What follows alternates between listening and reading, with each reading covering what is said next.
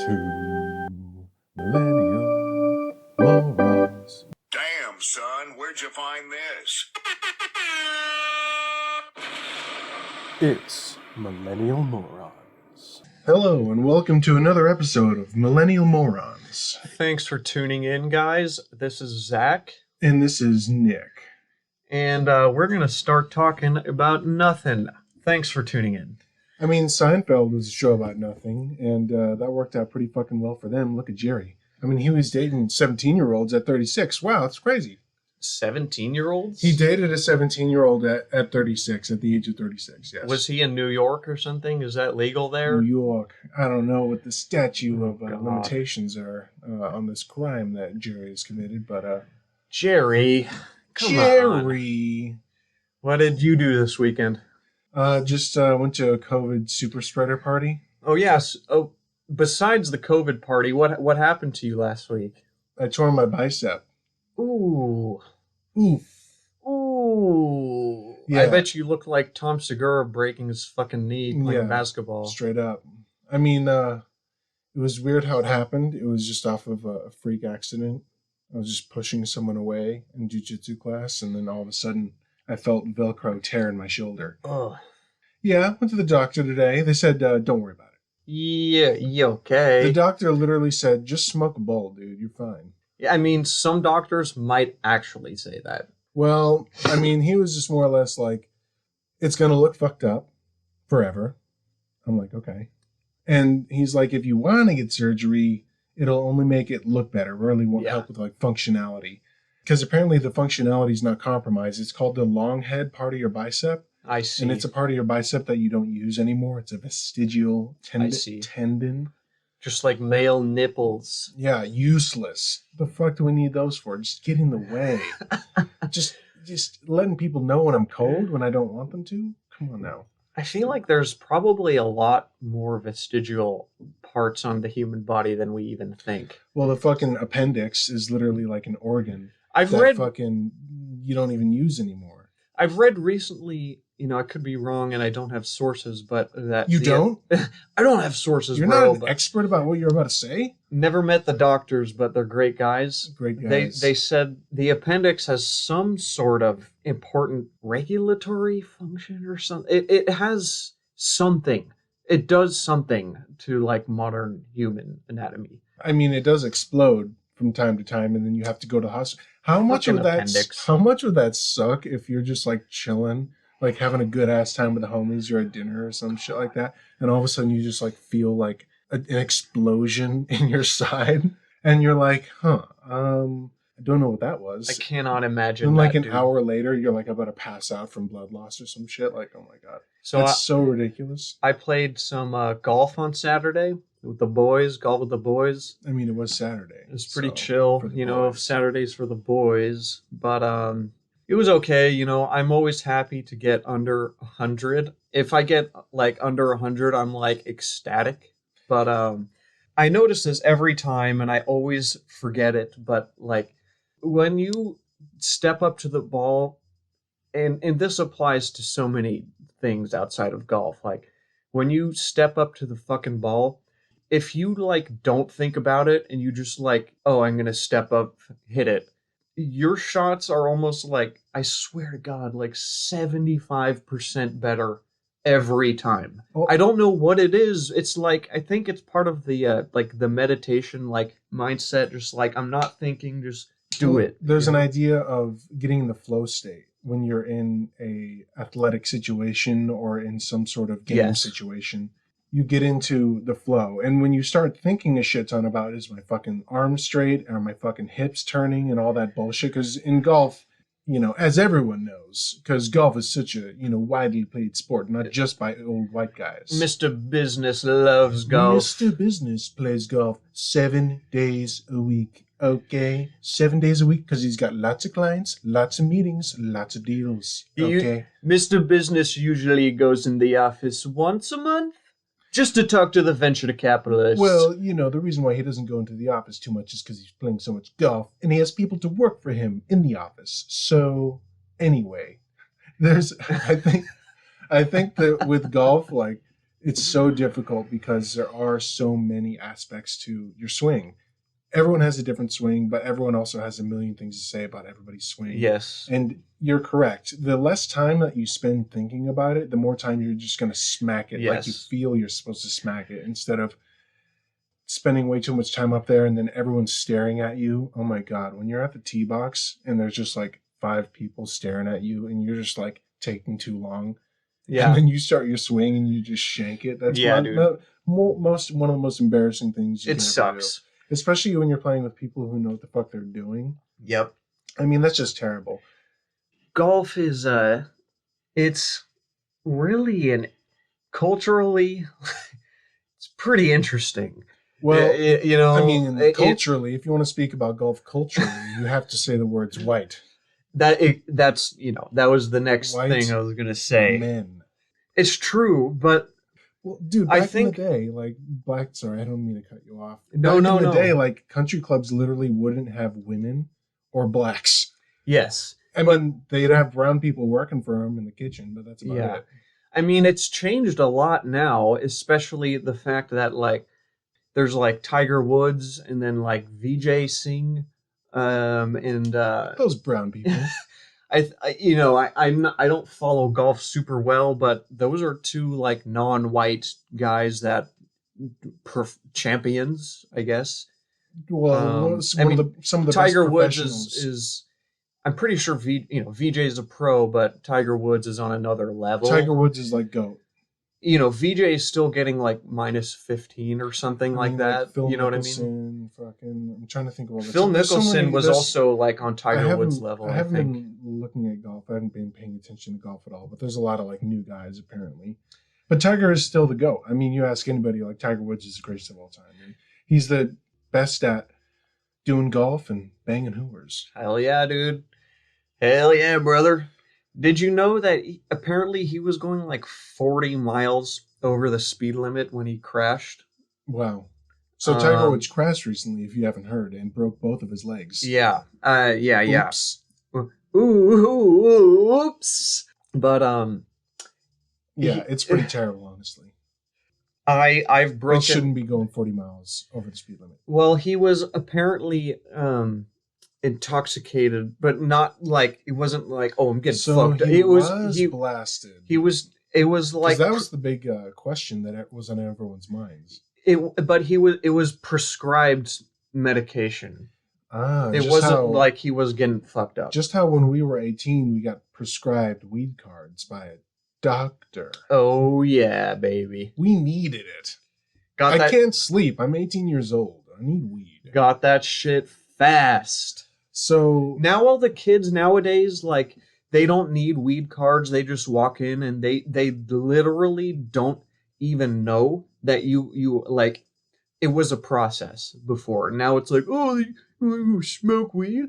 I'm a fucking boomer now. Okay, boomer. I'm boomer now. You're a boomer. These children today. I do feel bad though for Tiger Woods. I mean, at least he's alive. I mean, Yeah. that's a terrible. That's all you can ask for. And yeah, he made such a contribution to the sport of golf. And yeah, it really was like a big deal that like a black dude was like doing well and making a lot of money, making a splash in the sport and stuff like that. Because Was he black, half white, or was he half black, half Asian? he's half black and half Thai. So Interesting. very Okay. exotic. And you know what sucks, dude? He's still gonna be able to teach, but like maybe a week or 2 before his accident, I saw a picture of him like training his son. I can't remember his name, but like the son is a fucking golf prodigy. Lion? Is that his name? No, Oh. I'm just Dude, that would have been dope if that's his Tiger- name. Just like Tiger Woods, Lion Woods. double Oh down my on it, God. man.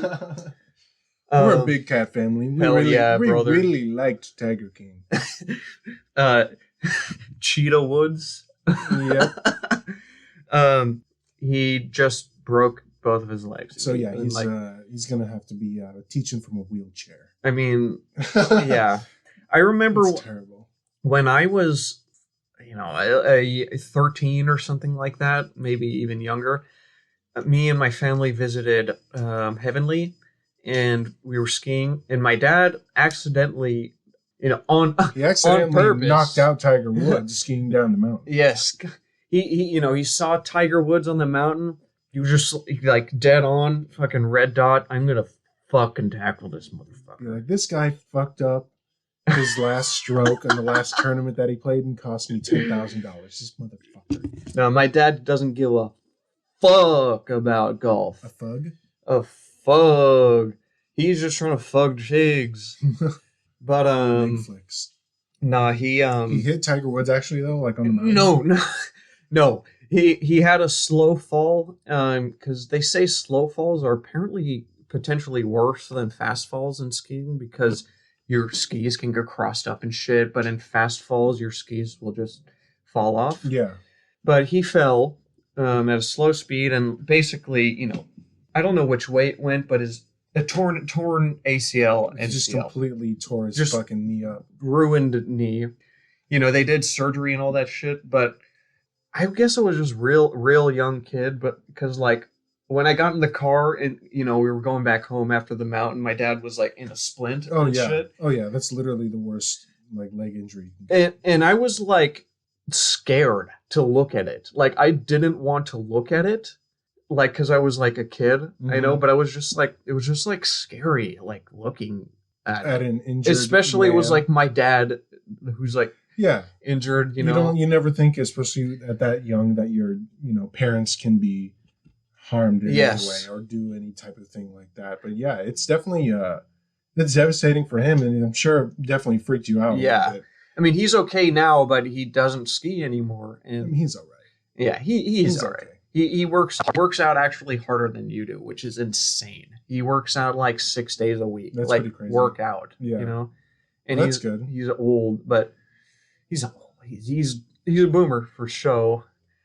Yeah, I mean, those injuries are just terrible. I hate dealing. Yeah. I hate the fact that I have to deal with this injury again, and it's so like disheartening to Man. have to deal with so many over the years, because I have 2 separated shoulders. I've torn my ACL, 6 concussions. Dude, you're like Matt Hoffman. And now I have 2 torn biceps. Dude. One on each arm. Like, it's fucking ridiculous. And I'm only 27. So like, what the fuck else is gonna break? That's like I don't understand. That's happening. Like more than most like professional fighters have had before 27. Yeah.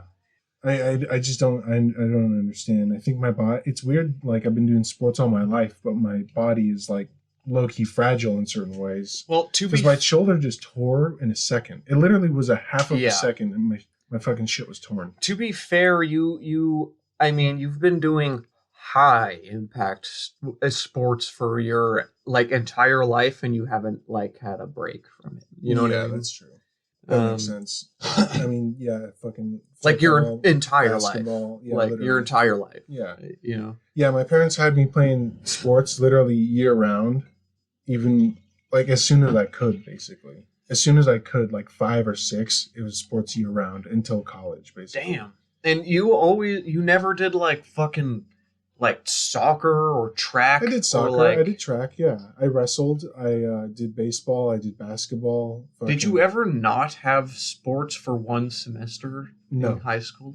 Damn. In high school, well, in freshman year, it was football, and nobody gives a fuck about freshman football. You're basically just like there. You're just like a warm body. Well, it's like, the stepping stone to the next step. Right? You're just so young. They're just like, all right, who's gonna get bigger? That's basically what the coaches. You're basically a high schooler. 14-year-old. I mean, like 14 years old. Well, no, a freshman. Oh, I'm sorry. I thought you meant freshman college. No. Because that's a whole nother. No, for football, like, yeah, freshman year. And then I did wrestling, which is literally the season after. So football into wrestling and then into track and field.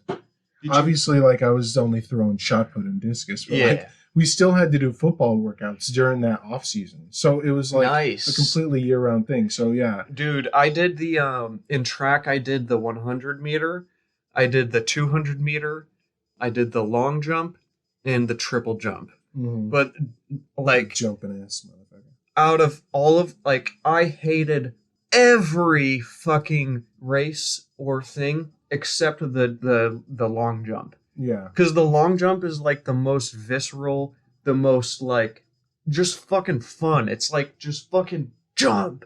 And I remember this to this day. I longest jump was either a 18.6 or an 18.9, if I remember that correctly. I'm pretty sure that's what it was. But Damn, homie. dude, that shit was fun. You just like you sprint, you fucking fly through the air. As 18 feet. As long as you can. Yeah, that's insane. Yeah, and like Jumping 18 feet, yeah. I got like third maybe or something in that one track meet. But I couldn't do it anymore because like every time they call you, they're like, fucking Jeff K, Dean R, Zach G, fucking come up now with like Mike Hawk. Yeah, Mike Hawk, fucking lick my balls. Walk up to the fucking starting area, and it's like you have like the parents of all of your friends and your parents there. Sometimes multiple schools too. Yeah, all your coaches and at the big track meets, that'd be like 4 or 5 schools. Yep. Like fucking all going against each other. It's ridiculous. And then it's like you or 6 or 8 kids on this line with everyone staring at you, and then they have to shoot a gun, and Don't then like it's that pressure. No, dude. Pressure be? No, I'm not about that. But for some reason, I think it was because it wasn't fun. Like I said, the long jump, that shit was. Well, I was like down. I was down to do it. Well, it's like one and done, versus like having to fucking suit up for the wait for the race, the anticipation, warming up, and stuff like that. So it's much different when you can just warm up and then do your shit. I do remember at track and field it was just annoying as fuck having to wait 4 hours to do your event. Yeah, and the meets were long as fuck. Hey guys, shorten the fucking meets. They're way too long. They could be so much faster. High school, what you doing? Guys, no parents want to be there. Let's be real. Hey guys, all those parents are just wanting to get hammered because they're just like, God damn it, how many more fucking hours is this shit gonna go on? Like, hey, high schoolers, I have to talk to these fucking other fucking parents that I hate. Jesus Christ, man, we're here for 6 hours. Hey, high schoolers, no one gives a fuck about you. Well, okay, how about this? Hold on a sec, I gotta get this meme board. Unless you're basically going to be a professional athlete and you know that for a fact, I mean, yeah, you just do it for fun. You have the community. But yeah, it is pretty fucking boring for the parents that have to see their kid dedicate hours and hours and hours to some sport that they know that they're just going to quit as soon as they leave high school. I'm sure the parents are just like, we love you, but like, Dad, just, read some more books or something. Just get smarter, okay? I've lived in France. Not really changing the subject, kind of. I've lived in France, when I was a kid, but I have family there who are like my age, and as far as I understand, like sports are a big deal everywhere, but it's not the same thing as it is here. You know what I mean? There's kids left and right getting sports scholarships, it's great for them, but like the American culture cares about sports way too much. I get it. There's other cool shit. It doesn't need to be all about sports. And also, sorry to stop you from talking, like STEM shit, science, tech, engineering, mathematics. We should know that. Hey, I can't even say it. That's how dumb I am. Yeah, it's great, but man, people are making decisions too fast, and I think part of that has to just do with college. Like, you're expected to fucking choose your major within 2 years. I changed my major within 6 months of joining because I joined as a psychology major and then changed to interior design like the month after I started. I mean, it is hard to place that burden on kids to determine what you want to do for the rest of your life when you're 18, 16 and stuff like that. And yeah, it is different with the American culture, especially with sports. Yeah. Like some kids could be spending way too much time on sports when it's not really going to bear any fruit down the line. Yep. Versus in other countries, they're just like, just get smart. Yep. Well, to be fair, some people think though that's because like sports are used in America to pacify the masses. Some people think are we really that much different than other European cultures? Cultures, yes, but the There's dumb Yeah. people everywhere. There's smart people everywhere. There's sports addicted people everywhere. There's smart people everywhere. But nothing is America. There's only one America. This is America, buddy. Do you know like the typical like America big a stereotypical American is usually in like a small, like if a European thought of an American, I would assume they would usually think of like Just a someone small from town Texas. kind of hick guy who's a little bit on like the rough, rude side, generally not the nicest person, Well, and kind of like talks with a southern slang and is like, this is America. I'd say actually, Cowboys, I'd say that Chevy, Ford. mostly that Europeans actually find Americans like very friendly, almost like too friendly sometimes. That's why like when they go overseas sometimes and Yes. like America's trying to start conversations randomly just because it's a friendly thing to do. Yes, that's the Europeans American thing most to do. Most Europeans think, what the fuck does this guy want from me? Yes. So it's a strange thing. I think at least the people that I talked to when I was in Europe, their ideal American was just like someone from Texas or California. So basically me, who smokes weed, fucking lived in San Diego, listens to fucking stoner music, snowboards and all that bullshit. Like I was basically the walking stereotype that they like expected to see in America. Yes. You know, I already said I have family in France, but like when I talk to them about this, like they understand that there's a difference between like the Californian American and like the Nebraska American, but Mhm. at the same time, it's like one and the same with them. It's like I don't think they don't realize how no. large the country actually is. Well, dude, you think about the difference between someone in Portland versus like someone in Alabama. Like I'm sure there's similar people in both places, but the average person in Portland like literally is weirder. Like I mean, not to be offensive or anything, but like Portland has a different vibe than fucking whatever, like Alabama, like I would say- Birmingham, Alabama, where they were like lynching people back in the day. Like it's very different, and it's sometimes the complete opposite. So that's the thing. Like I Dude. think it's just the size of America that maybe other people in other countries might not understand is like how diverse it actually Yeah. is. Have you been to Portland, by the way? Yeah, I've been to Portland. It's actually a sick city. It's fucking sick. It's dude. sick, but I will say, I mean, for the short time that I was there were some fucking weirdos walking around. I Weirder mean, than San Francisco? Yeah. I mean, come on. Yeah, Really? yeah. How weird. They were like burners that were in the off season, Like stoners? like like Burning Man people. Oh. I mean, I saw. That's probably where they like live when it's not Wook That's season. what I'm saying. you Like know? they're on. This is their off season. Is when they're living in Shit. Portland. Don't get me wrong. There's definitely some cool people there too. But I just walking the streets and seeing.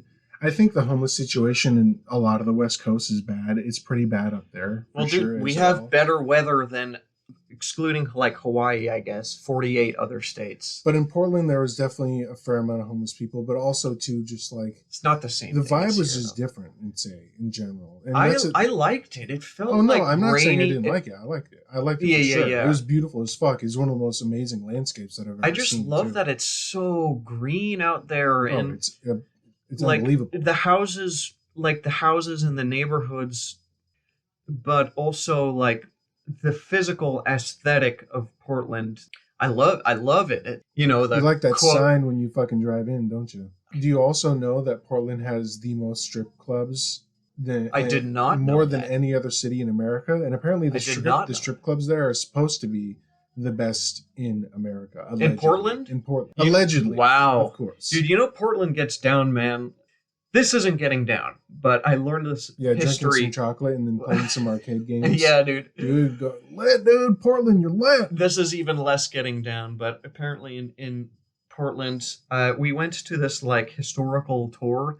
So there's this like large underground area of Portland where they basically like traded slaves and stuff with Asia, geez. Oh no, way. with China specifically.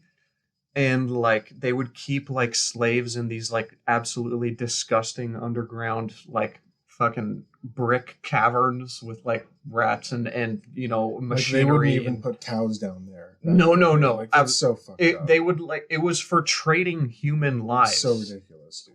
And like it was Yeah, it was pretty creepy and shit, but you know, it was cool. It was cool. I'm not a fucking It was historian. a cool tour. No, that's that's insane. I didn't know that we traded slaves with China. In Portland. That's why it's called Portland, because it was a port city. Well, yeah. Well, that's not specific. You know, it was a port. Portland's known for trading slaves, as we all know. Yep.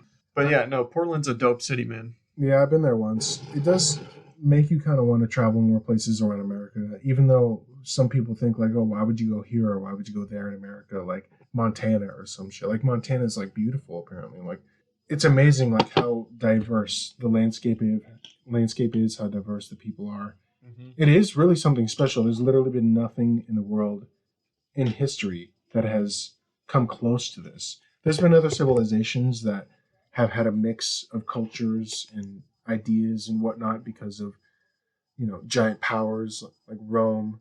Yeah. Even like Baghdad back in the day. Yep. Like super smart. Like pales in comparison to what America is. 300 million people here. I mean, that doesn't seem like a lot in the grand scheme of things, but 300 million people that came from basically immigrants. Mr. Business is glad he chose the right company to be born in.